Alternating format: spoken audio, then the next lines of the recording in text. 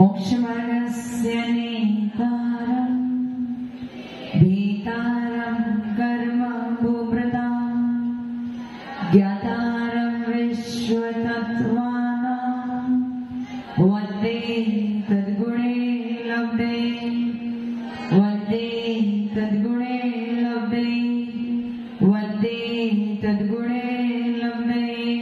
जो लोग पंच परमेश्वर भगवान की देवादिदेवादिनाथ भगवान की अंतिम शासनपति महावीर स्वामी भगवान की परम पूज्य गुरुदेव श्री आदि सागर महावीर विमल सागर सन्मति सागर जी महाराज की परम पूज्य गुरुदेव श्री सुंदर सागर जी महाराज की द्वादशांतिम वाणी माता की।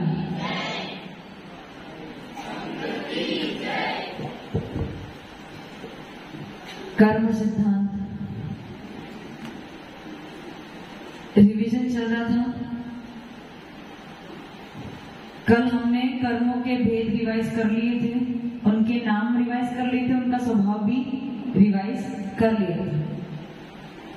अब सर्वप्रथम प्रश्न मेरा ये है कि जीव एक समय में कितने कर्मों को ग्रहण करता है, कितने कर्मों को छोड़ता है?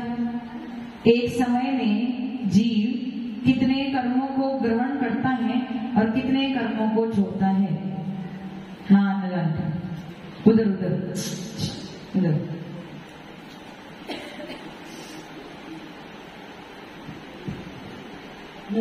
नमोस्वर श्री कल्याण माता जी। सिद्धों के अनंत भाग और अभवों के अनंत गुणे। सिद्धों के अनंत गुणे और अभव्यों के अनंत भाग। सिद्धों के अनंत भाग और अभव्यों के अनंत गुणे। सिद्धों के अनंत गुणे और अभव्यों के अनंत भाग। अभव्यों के अनंत गुणे क्या? सिद्धों के अनंत भाग और अभव्य के। सिद्धों के अनंत गुणे और अभव्यों के अनंत भाग। सही है ना? बच्चे हाँ कह रहे सही है। सही है ना? सिद्धों के अनंत गुणे और अभव्य के अनंत भाग। सिद्धों के अनंत भाग और अभव्य के अनंत गुणे। बिल्कुल सही। सिद्धों के अनंतवे भाग और अभव्यों के अनंतवे गुणे।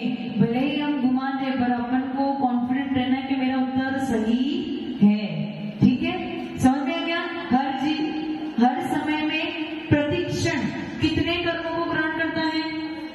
सिद्धों के अनंतवे भाग और अभव्य के अनंतवे गुणे। समझ में आ गया ना? इतने कर्मों को ग्रहण भी करता है, इतने कर्मों को छोड़ता भी है। कितने समय में? एक समय में इतने कर्मों को ग्रहण भी करता है और छोड़ भी देता है। आपको पता चलता है कब ग्रहण कर रहे, कब छोड़ रहे? आपको पता चलता है? अच्छा, हर बार आय भी हो रहा है और व्यय भी हो रहा है। आ भी रहा है और जा भी रहा है, तो जीरो हो जाना चाहिए ना? जीरो हो जाना चाहिए। जीरो होता है क्या? नहीं होता। क्यों नहीं होता? क्योंकि कभी कभार हम ज्यादा ग्रहण करते हैं और कम छोड़ते, अथवा ऐसा भी हो सकता है कि कम ग्रहण करें और ज्यादा छोड़े। लेकिन ज्यादा छोड़ने के लिए आपको क्या करना पड़ेगा? है? कम क्रिया करनी पड़ेगी। अच्छा, कम क्रिया कहाँ करोगे? घर पे रह के कम क्रिया होगी तुम्हारी? कहाँ पे आके कम क्रिया होगी? मुनि बनेंगे तब, जब तपस्या करोगे, साधना करोगे। ये देखो बच्चों ने, मेरे को नहीं लगता उन्होंने स्टार्टिंग से क्लास अटेंड करी, लेकिन फिर भी उन्हें पता है कि उत्तर क्या है। समझ में? कुछ सीखो, इनसे कुछ सीखो। तपस्या के बल पे ऐसा हो सकता है, आएंगे अनंत, जाएंगे अनंत, लेकिन आने वाला अनंत कम भी हो सकता है और जाने वाला अनंत ज्यादा भी हो सकता है। और ऐसा भी हो सकता है कि आपका आने वाला अनंत ज्यादा हो और जाने वाला अनंत कम हो। लेकिन दोनों को बोलेंगे क्या? अनंत। बोलेंगे क्या? अनंत। सामान्य तौर पे उसे अनंत कहते हैं, लेकिन उस अनंत के भी बहुत सारे भेद होते हैं। इतना फिक्स हो गया, हर जीव हर समय अनंत, सिद्धों के अनंत में भाग और अभव्य के अनंत में गुण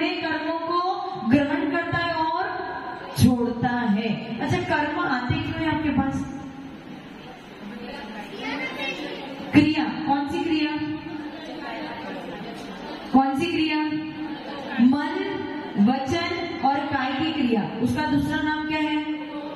क्या कहते हैं उसे? योग। योग कितने प्रकार का है? मन योग, वचन योग और काय योग। और इसमें होता क्या है योग में? किसी को याद है? मैंने बताया था पहले। हाँ पता।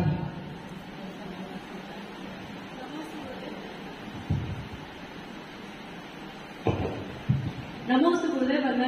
मन वचन काय की चंचलता से आत्मा के प्रवेशों में वाइब्रेशन होता है, परिस्पंदन होता है, जिससे कर्म खुद वो है हमसे आत्मा से आगे चिपक जाए। हाँ, ये वाइब्रेशन ज्यादा होगा तो क्या होगा? कर्म ज्यादा बनेंगे, कर्म के प्रदेश ज्यादा बनेंगे, और कम होगा वाइब्रेशन तो इससे आपको क्या समझ में आ रहा है? मन वचन की काय की चंचलता को हमें कम करना है, तो जो आने वाले कर्म है उनकी संख्या भी कम हो जाएगी। समझ में है यहाँ बच्चों? तुमको समझ में है? जितनी ज्यादा मन वचन काय की क्रिया करोगे उतनी ज्यादा आपकी चंचलता बढ़ेगी और उतने ज्यादा कर्म आएंगे। यदि आपको अपने कर्म कम करने तो क्या करना? मन वचन काय की क्रिया को कम करना है। समझ में आ गया? समझ में आ गया? इतनी बात क्लियर है? हाँ। अब ज्ञान कितने प्रकार के हैं? मति ज्ञान, शुद्ध ज्ञान, अवधि ज्ञान, मनपरक ज्ञान। और मति ज्ञान किससे होता है? 5 इंद्रिय और छठे मन से। शुद्ध ज्ञान, मति ज्ञान पूर्वक शुद्ध ज्ञान होता है। अवधि ज्ञान किससे होता है? अवधि ज्ञान किससे होता है? आत्मा से। मनपरक ज्ञान और केवल ज्ञान।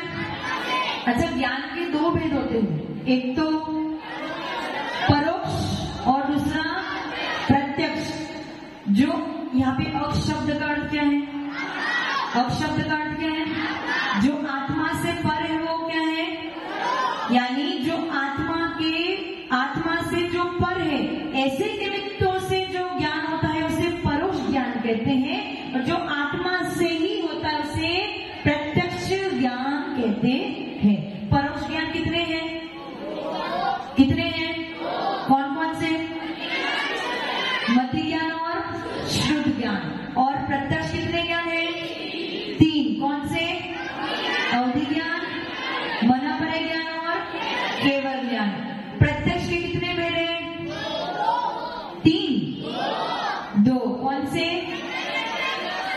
एक देश प्रत्यक्ष और सकल प्रत्यक्ष। एक देश प्रत्यक्ष और सकल प्रत्यक्ष कौन सा ज्ञान है? रिनेश जी क्या होगा? लेट आओगे तो कहां से पढ़ोगे? 2 दिन लेट आए थे ना, तभी ये पढ़ाई हुई थी। अब याद कर लो कितने ज्ञान है अपने पास? 5। उसके भेद कितने हैं? 2। कौन से? परोक्ष और प्रत्यक्ष। ये परोक्ष और प्रत्यक्ष में अक्ष शब्द है। क्या शब्द है? ये अक्ष क्या है? अपनी आत्मा। जो आत्मा से पर निमित्त को यूज करके ज्ञान प्राप्त करते हैं। जैसे मति ज्ञान किससे होता है? 5 इंद्रिय और छठे मन से। तो ये आत्मा से पर है, क्योंकि इंद्रिया पुद्गल से बनी। किससे बनी है? पुद्गल से। तो जो आत्मा से पर निमित्तों का उपयोग करके ज्ञान प्राप्त होता है वो परोक्ष ज्ञान है। मति ज्ञान और शुद्ध ज्ञान कैसा है? परोक्ष ज्ञान। इसके लिए हमें अधीन रहना पड़ता है। किससे अधीन रहना पड़ता है? अपनी इंद्रिय और मन के अधीन रहना पड़ता है ज्ञान प्राप्त करने के लिए। यदि आपकी आंखें बंद हो जाए तो आपको ज्ञान प्राप्त होगा क्या? आंखों वाला ज्ञान प्राप्त नहीं होगा।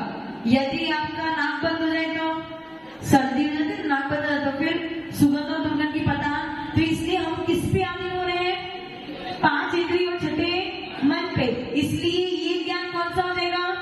परोक्ष ज्ञान। और प्रत्यक्ष यानी जो सीधा हमारी आत्मा से होता है, जिसमें और कोई अधीनता नहीं है, वो हो गया हमारा प्रत्यक्ष ज्ञान। उसमें से भी अवधि ज्ञान, मनपरक ज्ञान और केवल ज्ञान, ये तीनों प्रत्यक्ष ज्ञान है। लेकिन केवल ज्ञान कितनी वस्तु को जानता है? केवल ज्ञान कितनी वस्तु को जानता है?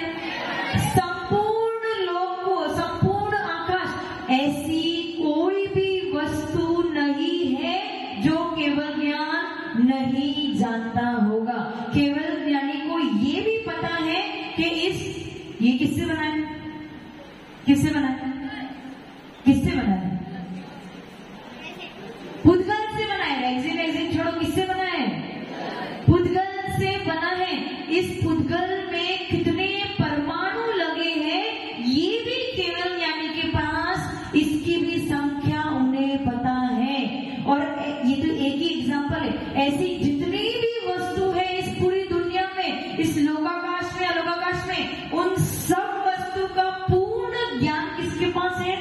केवल ज्ञान, इसीलिए उन्हें क्या कहेंगे? सकल प्रत्यक्ष। क्या कहेंगे? सकल यानी पूर्ण, सकल यानी पूर्ण। सकल प्रत्यक्ष ज्ञान कौन सा है? केवल ज्ञान। और एक देश प्रत्यक्ष, एक देश यानी उस सकल का एक छोटा सा भाग, उस सकल का एक छोटा सा भाग, उसे क्या कहेंगे? एक देश प्रत्यक्ष। इसमें कौन से ज्ञान आएंगे? अवधि ज्ञान और मनपर्य ज्ञान। उस दिन आतिश ने रीजन बताया था ना, उसे एक देश प्रत्यक्ष क्यों कहते हैं? क्यों कहते हैं? अपने पास द्रव्य कितने हैं? क्या? माइंड ले लो, माइंड ले लो। हाँ तू ले लो। सुनो क्या कह रहे बच्चे, सुनो। माइक चालू करो।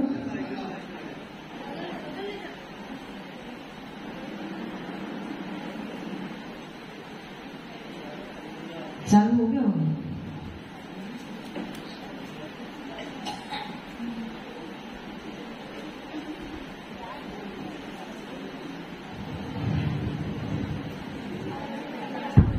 हाँ बोलो।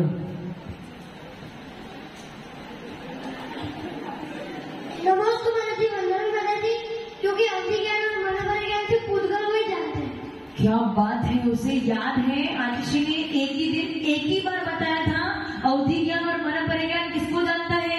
पूतगल। केवल पूतगल। अपने पास द्रव्य कितने हैं? 6। ओम सब उत्तर में देना। सिर्फ तू, तेरा नाम क्या है? निवान। निवान।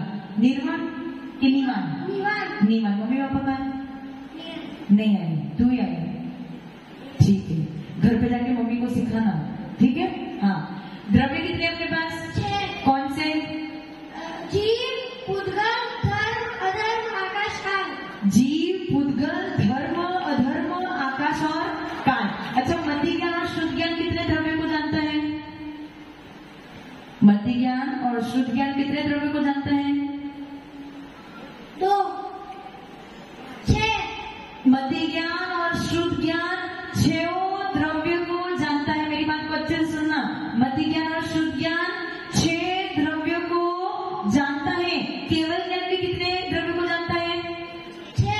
6 द्रव्यों को केवल ज्ञान भी जानता है। और अवधि ज्ञान और मनोपर्य ज्ञान कितने द्रव्य को जानता है?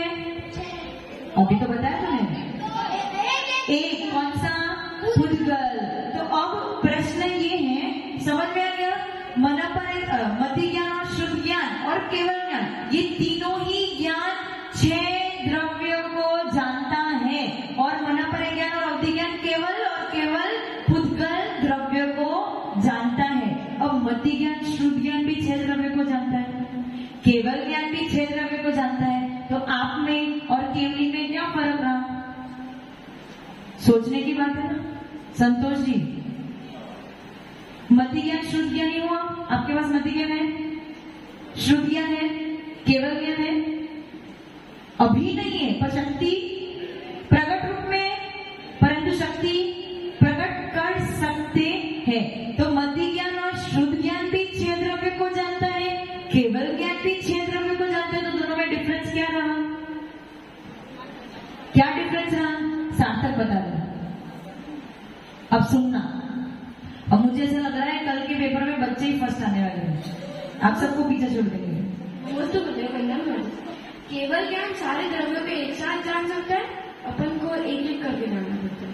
एक तो ये हो गया, दूसरा अपन अभी उनका थोड़ा सा ही जानते हैं। केवल थोड़ा सा मतलब इसको शब्द में अगर यदि व्यक्त करेंगे तो क्या बोलना कि हम 6 द्रव्य की कुछ पर्याय को जानते हैं, लेकिन केवल ज्ञानी सारे द्रव्यों की सारी पर्यायों को युगपत् जानते हैं। समझ में? दूसरी बार प्रश्न पूछो तो क्या उत्तर देगा?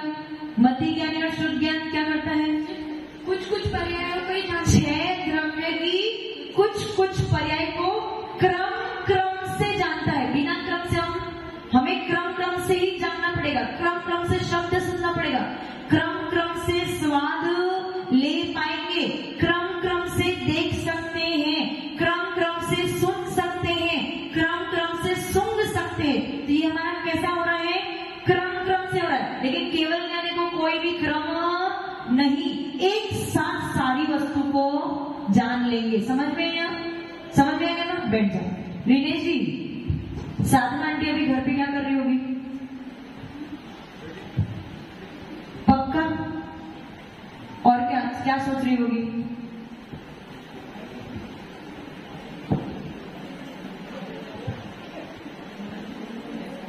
हेलो।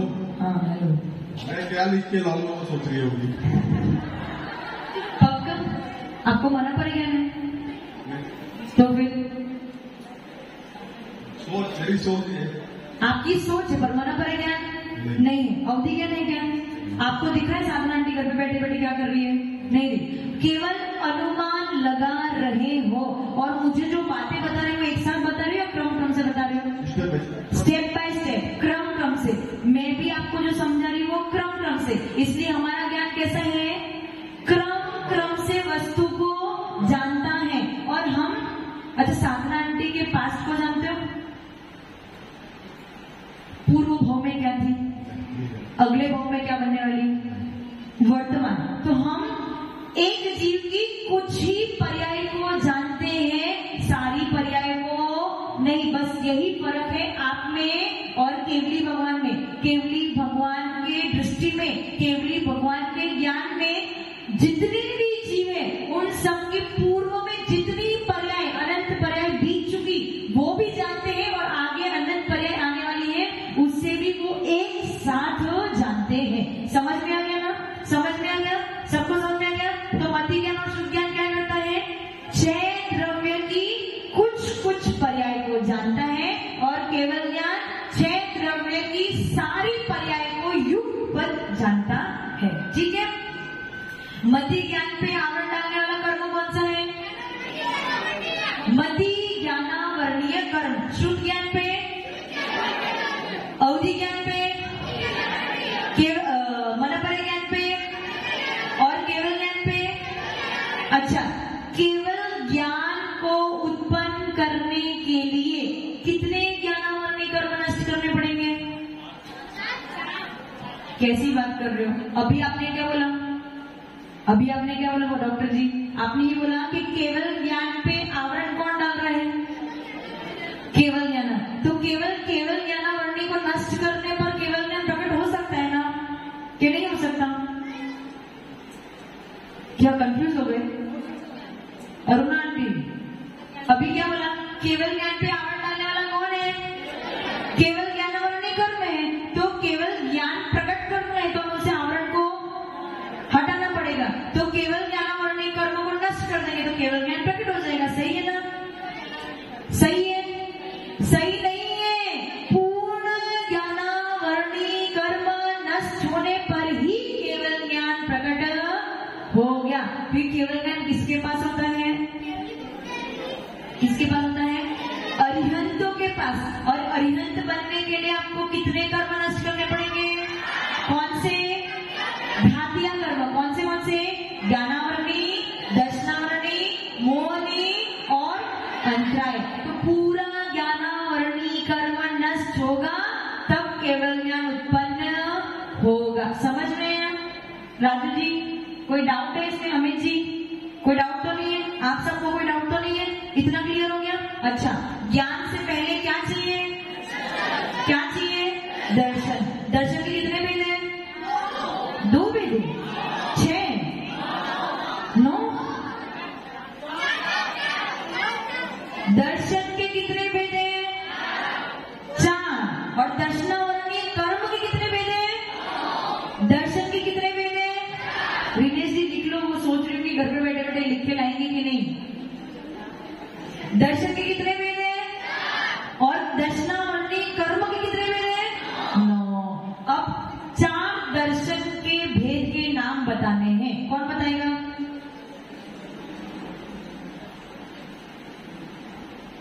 हाँ नैना।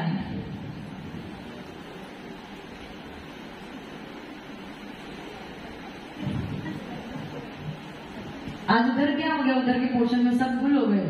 कल तो अच्छे चल रहे थे सब। दर्शन 4 होते हैं: चक्षु दर्शन, चक्षु दर्शन, अवधि दर्शन और केवल दर्शन।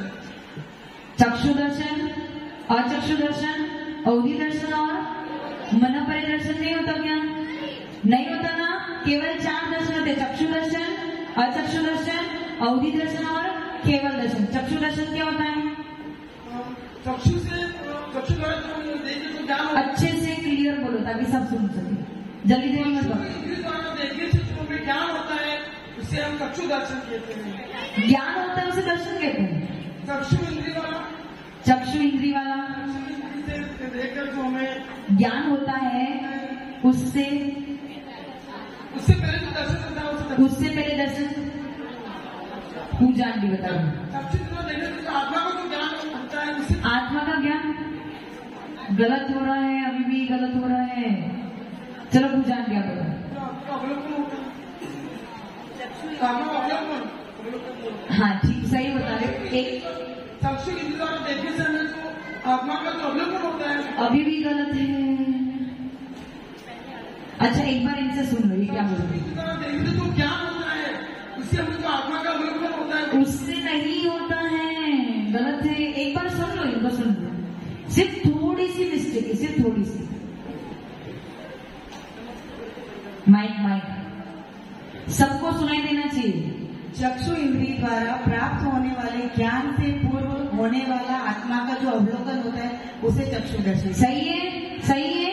चक्षु इंद्रिय के द्वारा, चक्षु इंद्रिय के द्वारा जो ज्ञान होने वाला है उससे पूर्व जो आत्मा का अवलोकन है वो क्या है?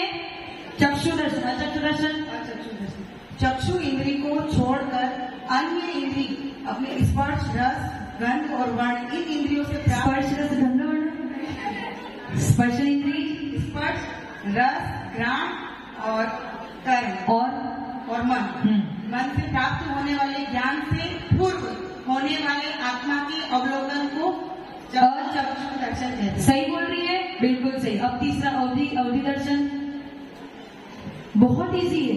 अवधि ज्ञान से पूर्व होने वाले आत्मा के अवलोकन को अवधि दर्शन कहते हैं। और केवल दर्शन, केवल दर्शन और केवल ज्ञान एक साथ होता है। नहीं, परिभाषा बताओ, नियम मत बताओ। केवल ज्ञान के साथ ही होने वाले दर्शन को दर्शन नहीं, केवल ज्ञान के साथ ही होने वाले आत्मा के अवलोकन को केवल दर्शन कहते हैं। क्या बात है, बिल्कुल सही है। समझ में आ गया सबको? याद हो गया? आपको समझ में आया? चक्षु दर्शन के चक्षु के द्वारा होने वाले ज्ञान से पूर्व जो आत्मा का अवलोकन होता है वो चक्षु दर्शन।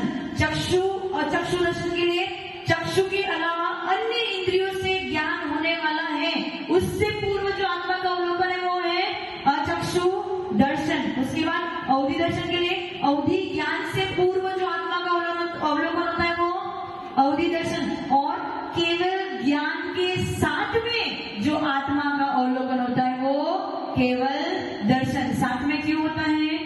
साथ में क्यों होता है?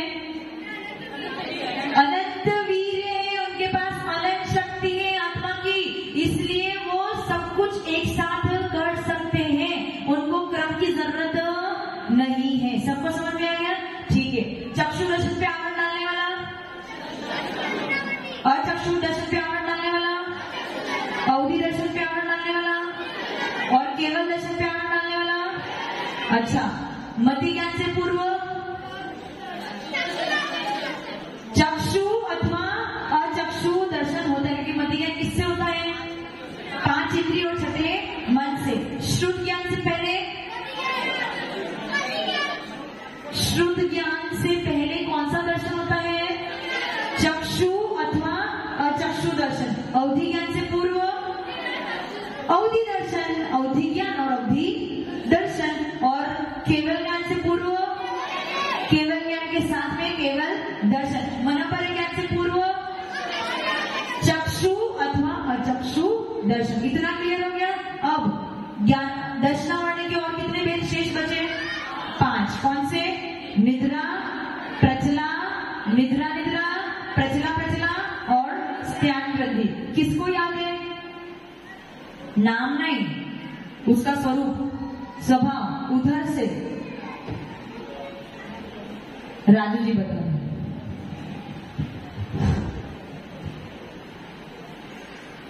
निद्रा जो थकावट के साथ दिन भर की थकावट होने पर जो नींद आती है उसे निद्रा है। प्रचला जो बैठे बैठे अपन नींद निकालते हैं, बैठे बैठे उस निद्रा को क्या नाम दिया है? प्रचला। दूसरा नाम कोई? निद्रा निद्रा जो बार बार। नहीं, पहले प्रचला क्लियर करो। हाँ बैठे बैठे सो जाना मतलब बैठे बैठे खर्राटे आ जाना, हाँ, तो वो प्रचला होगी क्या? बैठे बैठे। यदि किसी को बैठे बैठे सोने में खर्राटे आ जाए, प्रचला होगी क्या? हाँ, सावधान होके सोना, जैसा श्वान निद्रा। सावधान होके सो रहा है, बैठे बैठे कभी झपकी आ गई, खड़े खड़े झपकी आ गई, वो क्या हो गया? प्रचला। कैसी निद्रा है वो? श्वान के समान। कैसी निद्रा है? श्वान के समान। उसके बाद प्रचला प्रचला। निद्रा निद्रा निद्रा निद्रा। निद्रा निद्रा में क्या होगा? एक बार जो नींद में सोया हो उसको बार बार उठाना पड़ता है। जो एक बार उठाने पे ना उठे, जिनको बार बार उठाना पड़े, वो क्या है? निद्रा निद्रा। प्रचला प्रचला में प्रचला प्रचला में नींद के साथ में मुंह से लार वगैरह भी बह जाती है। हाँ, अंग चलायमान हो जाते हैं या फिर बड़बड़ाता है, तो ये क्या हो गया? प्रचला प्रचला। और स्टैंड वृद्धि, नींद में चलना और नींद में चल के सारे काम करके आ जाना और सब भूल जाना, ये कौन सी निद्रा है? स्त्यान वृद्धि। समझ में आ गया सबको? इतना क्लियर है? किसी को कोई प्रश्न? रिवीजन पूरा हो गया आपका। कल इतने में से आपका पेपर आने वाला है, इससे ज्यादा कुछ नहीं आएगा। समझ में आ गया सबको? कोई प्रश्न है? रिनेश जी, सब याद हो गया कि रात को जाना पड़ेगा और फिर याद होगा घर जाके, हैं? पढ़ाई करनी पड़ेगी। कैसा लगा? कितने साल बाद एग्जाम दे रहे हो? पहले स्कूल में क्या एग्जाम नहीं दी कभी? हाँ, तो इसलिए पूछ रही हूँ, कितने साल बाद एग्जाम दे रहे हो?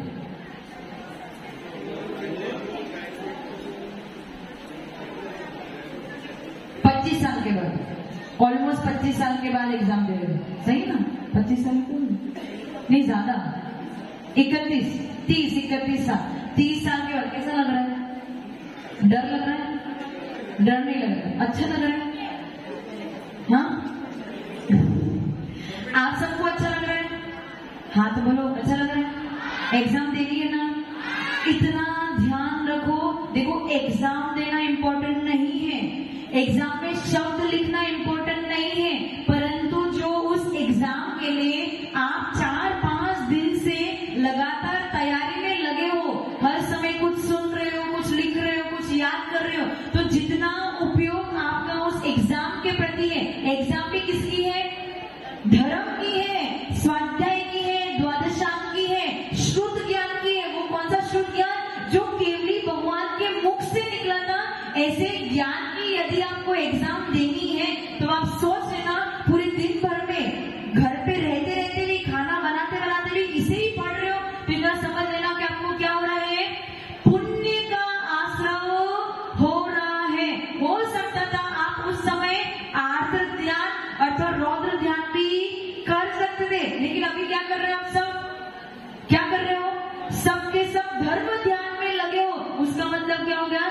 वो एग्जाम आपके लिए क्या कर रही है? आपके आर्थ ध्यान और रौद्र ध्यान को अलग करके आपको किसमें लगा रही है? धर्म ध्यान की। अब बताओ, फायदे का सौदा है कि नहीं है? फायदे का ही ना। तो बस करना क्या है? रोज आधा घंटा आपको क्लास में आना है, बस इसके अलावा कुछ नहीं करना। और कितना बड़ा फायदे का सौदा है कि पूरे दिन भर आप किसमें लगे हो? किसमें लगे हो?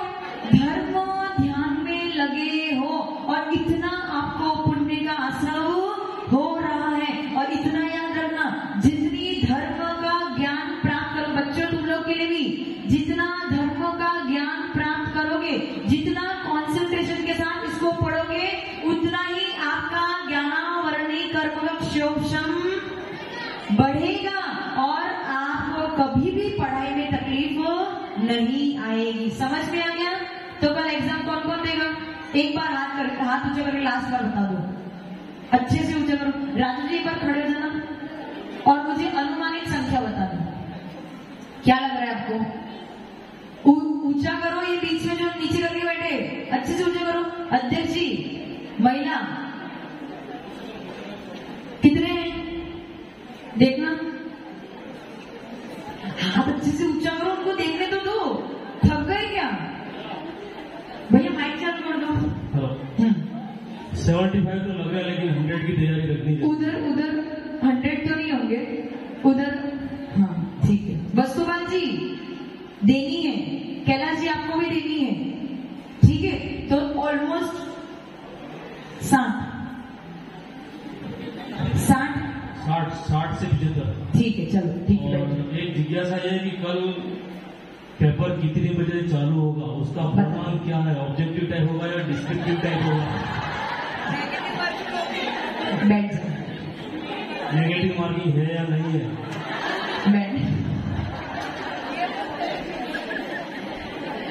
देखो कल 12 तारीख है, सैटरडे है। कल आपका पेपर शाम को 7:30 बजे प्रॉपर चालू हो जाएगा। उसके बाद जो लोग भी आएंगे एंट्री के लिए मना नहीं, आके अपने स्थान पे बैठ जाना, आपको पेपर दिया जाएगा। परंतु 8:30 बजे एग्जैक्ट पेपर ले लिया जाएगा, भले आप कितना भी लेट आओ। समझ में आया?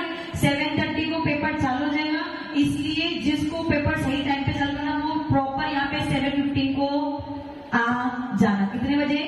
7:15 बजे। और क्या लेके आना? क्या लेके आना? एक तो राइटिंग पैड और पेन, बस इतना लेके आना। मोबाइल लाओगे तो जब्त कर लिए जाएंगे, यहाँ पे ले लिए जाएंगे। और ये भूल में रहना नहीं कि आपको पास में बिठाया जाएगा। हम ऐसे बुक्स भी नहीं मिलने वाली, पेपर भी नहीं मिलना, कुछ नहीं, केवल पेन और राइटिंग पैड। और मुझे कल 10 वॉलेंटियर चाहिए। राजू जी 10 वॉलेंटियर ने, आप तो पेपर लिखोगे और उससे पहले मैं वॉलेंटियर ब्लॉक करा दूंगा। 10 वॉलेंटियर चाहिए, वो आप किसी को भी बोल देना 10 वॉलेंटियर चाहिए, ठीक है? समझ में आ गया? तो कितने बजे आओगे बच्चों? कितने बजे आओगे? 7:15 से पेपर चालू, 7:15 से 7:15, ठीक है। आशीष ने चेंज कर दिया है, कल पेपर 7:15 से 7:15 होगा। और आपको आना कितने बजे है? 7 बजे। आओगे ना कि मुझे फोन करवाना पड़ेंगे? नहीं ना, सब आ जाना। इन बच्चों की कल की क्लास भी चेंज करनी पड़ेगी। वो माता जी से बात कर लेंगे, ठीक है? हम चर्चा करेंगे। ओके, सब लोग रेडी हो? और नेगेटिव मार्किंग नहीं होंगे, और ऑब्जेक्टिव भी है, सब्जेक्टिव भी है, सब कुछ है। बस जितना पढ़ाया है उतना याद करना, और कल पूरे दिन बैठ के पढ़ाई करना, तो तुम लोग पक्का पास हो जाओगे, ठीक है? चलो एक बार सरस्वती माता के चरणों में वंदन करेंगे, नमन करेंगे, इस भावना के साथ में कि अब तक जो पढ़ा है उसको हम धारण करें और हमारे जीवन में कभी भी ना भूले, और इस संस्कार को आगे भी भवों में अपने साथ में लेके जाए। आपको क्या करना है?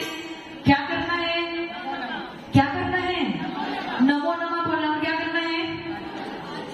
हाथ जोड़ना है, ताली बजानी। क्या करना है? जितनी जोर से ताली बजाओगे उतनी ही आपकी पॉजिटिव एनर्जी बढ़ जाएगी। ओम